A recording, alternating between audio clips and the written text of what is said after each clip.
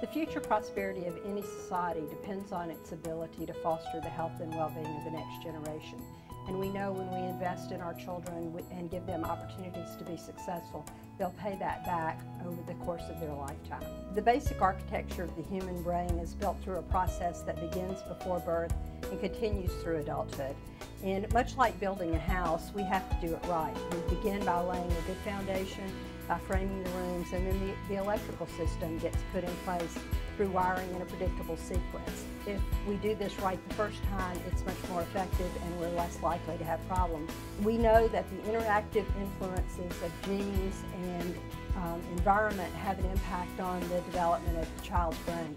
The interaction between the child and parent is really important. As a child naturally babbles and makes gestures and so forth, if the parent does not know to respond, then the child's learning is not as effective and it can have an adverse impact down the road.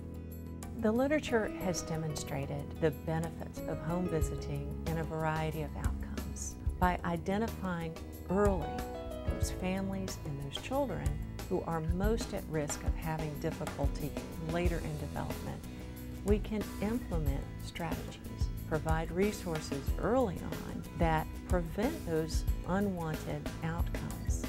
And home visiting is an important process in trying to minimize and reduce child abuse and help parents be good parents, to understand appropriate discipline, to understand what reasonable expectations are for their children. Not only is this tremendously helpful for cost savings for both the family and for state resources, but most importantly, it helps children and their parents and their caregivers succeed in a way that they may not have been able to before.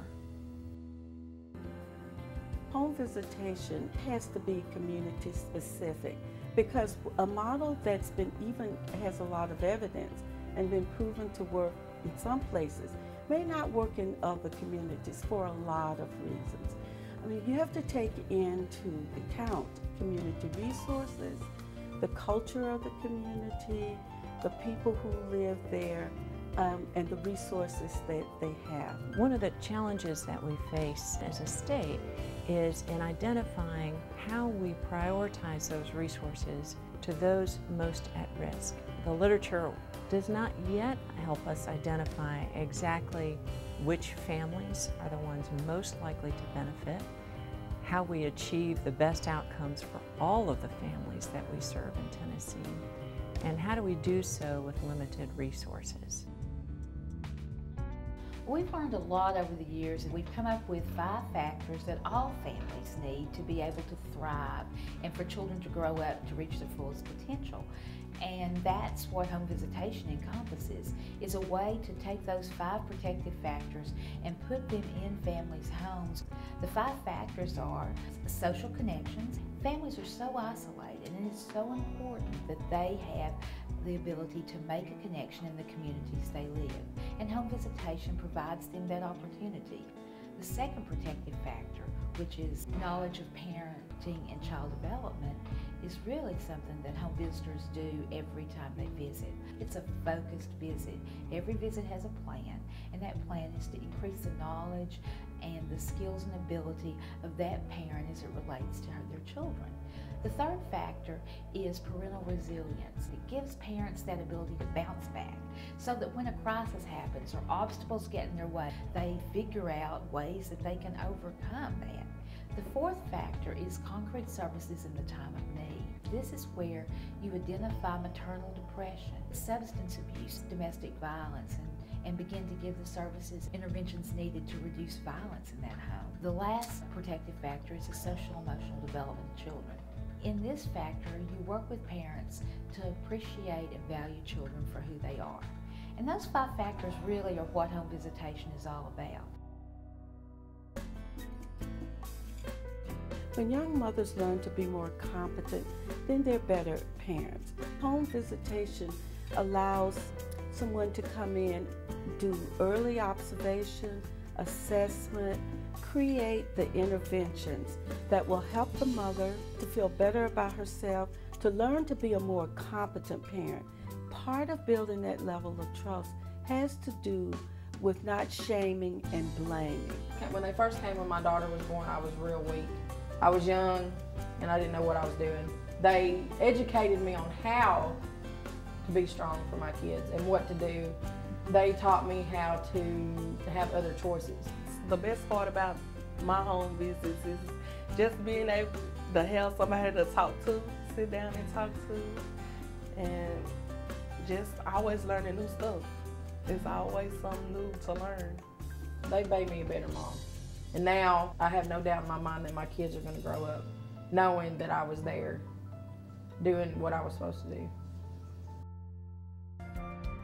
We're at an exciting point in our history, both as a state and as a nation, where more and more often policymakers are acknowledging the value of policies and of funding of interventions that address the needs of children and families during that critical conception to preschool period of time. I think we've got to measure outcomes. I think we've got to create a system that is a learning system so that we're constantly learning how to do this work better and better and better.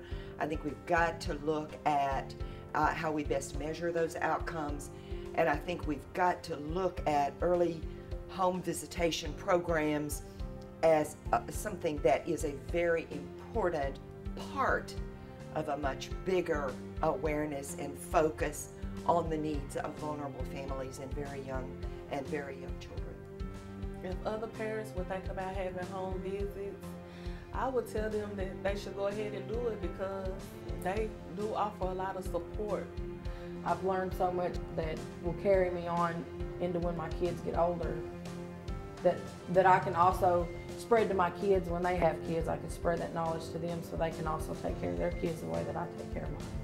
Quality home visitation is one of the most effective strategies to help parents do a better job with serve and return in early learning.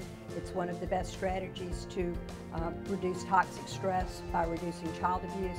And when we do this, we help children to develop the skills both socially, emotionally, and also cognitively, so they can do well in school, so they will become nurturing parents themselves, and they will be productive employees and good citizens. It is an investment in our future that pays tremendous dividends.